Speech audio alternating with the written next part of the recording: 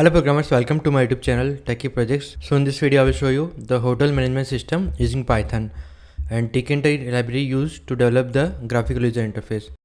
So it will open the home page.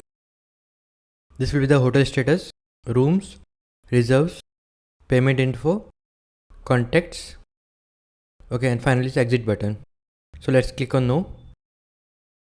This will be the reserve. User have to enter the personal information like first name, middle name and the last name. So enter Yash, Soni, Kumar, name, middle name, last name, mobile number, email ID, guest address.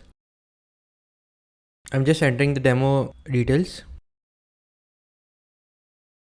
reserve information and enter room number and then click on the reserve.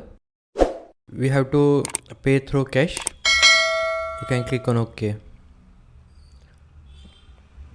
Okay, let's click on hotel status and the rooms. These are the total rooms, like 11, and you can check the availability.